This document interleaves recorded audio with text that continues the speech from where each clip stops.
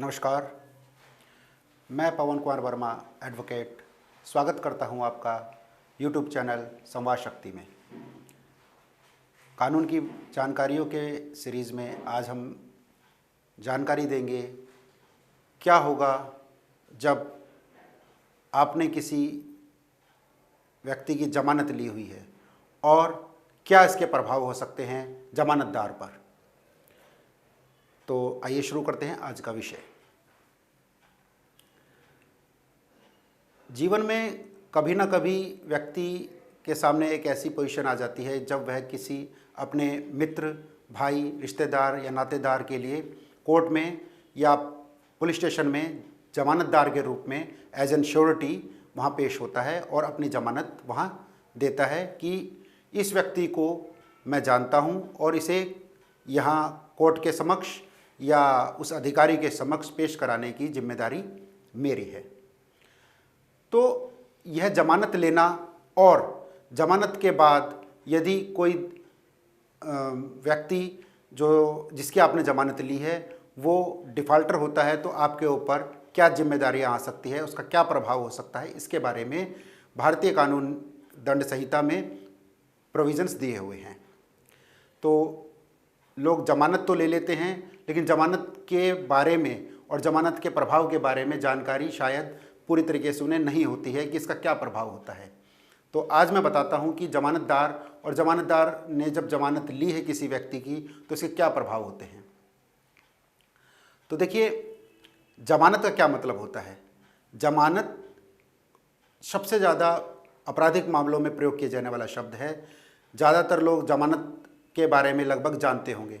साधारण शब्दों में हम बोलें तो ज़मानत का मतलब होता है कि किसी व्यक्ति को कोर्ट में या उपयुक्त अधिकारी के समक्ष पेश कराने की जिम्मेदारी को अपने ऊपर लेना, इसे कहते हैं जमानत।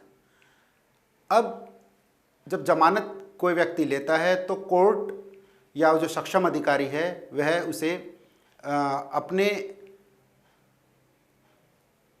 बेल बॉन्ड वगैरह जिसे हम श्योरिटी बॉन्ड बोलते हैं, वो श्योरिटी बॉन्ड उसे देने के लिए बोलता है।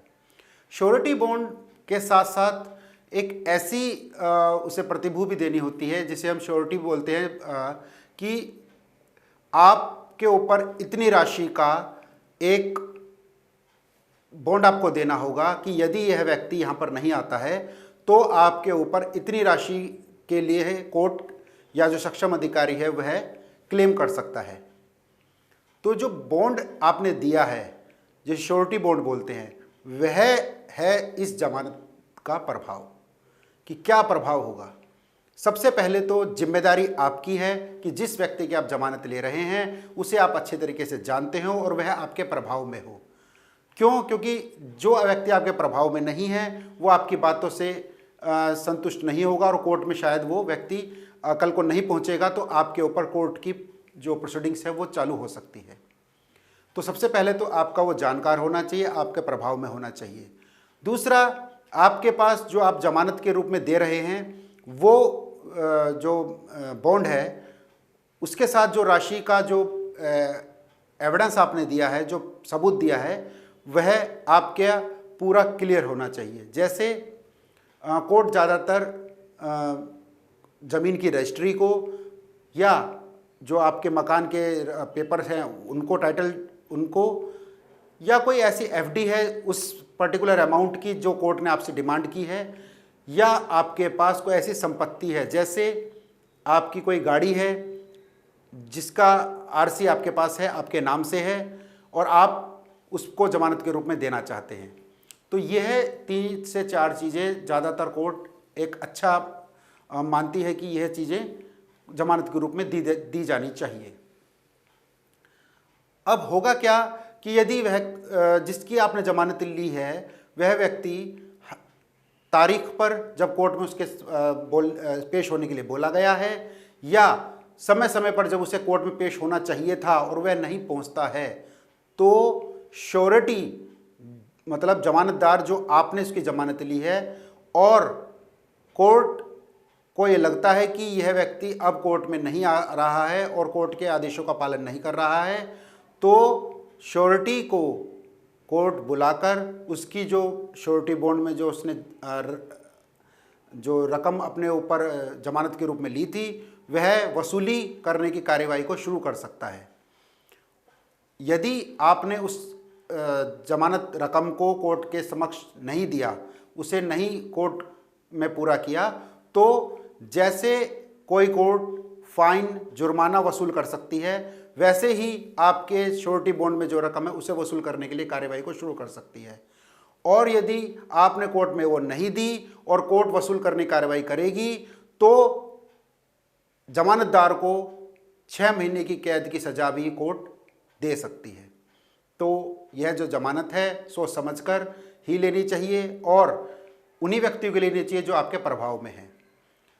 और यदि कभी आपको लगता है कि वह व्यक्ति आपके प्रभाव में नहीं रहा है या उससे आपकी ऐसी जानकारी नहीं रही है कि आप उसे कोर्ट में पेश होने के लिए कह सकें, तो आप किसी भी समय कोर्ट में एप्लीकेशन लगाकर अपनी श्योरिटी को वापस ले सकते हैं। और कोर्ट आपको यह नहीं पूछेगी कि आप ऐसा क्यों कर रहे हैं, क्योंकि आपका पूरा राइट है कि वह व्यक्ति अब आपके जब प्रभाव में नहीं रहा है तो आपको उसके जमानत के रूप में वहाँ पर जमानतदार के रूप में रहने का कोई पर्याय नहीं रह जाता है। तो इसीलिए जैसे ही आपको कोर्ट ने फ्री कर दिया कि अब आप इसके जमानतदार नहीं हैं, तो उस व्यक्ति को जिसकी आपने जमानत ली थी नया जमानतदार देना होगा या कोर्ट में सरेंडर करना होगा। और यदि वह ना तो सरेंडर करता है ना जमानतदार वहाँ पर देता है तो कोर्ट उसको अरेस्ट वारंट इशू कर सकती है। क्या होगा यदि जमानतदार की डेथ हो जाती है? तो देखिए इसमें सीधा सीधा प्रभाव ये है कि जमानतदार की डेथ होने पर जो श्योरिटी उसने दी थी, वहाँ पर जो डॉक्यूमेंट्स वहाँ पर दिए थे, चाहे वो रजिस्ट्री हो, चाहे वो गाड़ी की आरसी हो, चाहे वो एफडी हो, वो तुरंत रिलीज़ कर दी जानी चाहिए उसके जो लीगल हायर्स हैं, जो उसके उत्तराधिकारी हैं। और जिस व्यक्ति की जमानत ली गई थी वो एक्यूज्ड, वो दोषी पर्सन, वो जिसके कोर्ट में कार्रवाई चल रही है, उस व्यक्ति को नया जमानतदार वहाँ पेश करना होगा।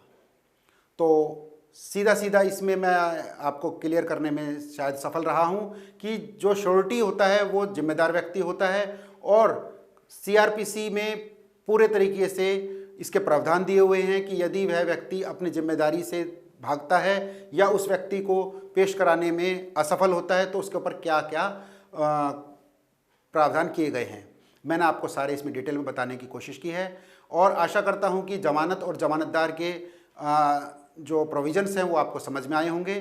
तो आज के लिए बस इतना ही। धन्यवाद।